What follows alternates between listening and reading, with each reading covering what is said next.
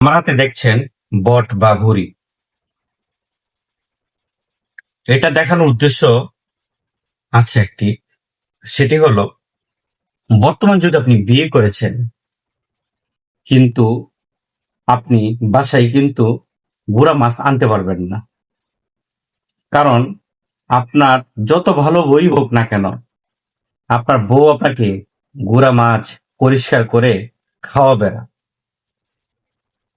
বট বা বুড়ি বাজার থেকে কিনে আনলেন, কিন্তু পরিষ্কার করা যদি না থাকে, যদি আপনি পরিষ্কার করে খেতে পারেন তাহলেই খেতে পারবেন, আর না হয় খেতে পারবেন না। আমরা মুরব্বীদেরকে অনেকেই অবহেলা করি। মা হোক বা মুরব্বী, শাশুড়ি হোক, যেই হোক না কেন তাকে খুবই অবহেলা করে, মানে ঘরে রাখতে চায় না। তাদেরকে দিয়ে কিন্তু অনেক উপকারে আসে। আপনি যদি আপনার মা বাসায় থাকে, তাহলে আপনি এই যে বট বা গুড়া মাছ, বিভিন্ন ধরনের ছোট ছোট মাছগুলো খেতে পারবেন, কারণ তারা আপনাকে যত কষ্টই হোক না কেন, যত কষ্টই লাগুক না কেন, আপনাকে কষ্ট করে হলে খাওয়াবে। কিন্তু আপনার যত আদরের বউ হোক না কেন, বর্তমান যুগের বউ আপনাকে বট পরিষ্কার করে খাওয়াবে না, পাশাপাশি গুড়া মাছও পরিষ্কার করে খাওয়াবে না। তবে আমি ওইভাবে বলবো না, মা বাবাকে মন থেকে মহাব্বত করুন আপনারা সবাই, কিন্তু মহাব্বত করলে অনেকগুলো লাভ। যেমন ধরুন, আপনি ভালো ভালো খাবার খেতে পারবেন।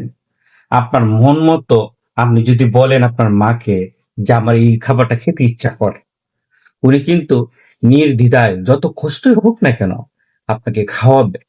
কিন্তু আমরা সন্তানরা এই জিনিসটা কখনোই বোঝার চেষ্টা করি না।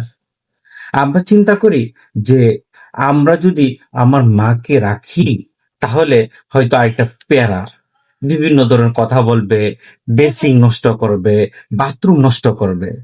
আপনিও একটা সময় বৃদ্ধ হবেন। আপনি যদি আপনার মাকে না রাখেন, আপনার বাবাকে না ভালোবাসেন, না রাখেন, তাহলে আপনিও কিন্তু একটা সময় আপনার সন্তানের কাছ থেকেই অবহেলাটা পাবেন। তাই আমি বলবো, মা বাবাকে মন থেকে মহাব্বত করুন, টাকার জন্য নয়। মা বাবাকে ভালোবাসুন, মজার মজার খাবারও খেতে পারবেন, মা বাবার দোয়াও পাবেন।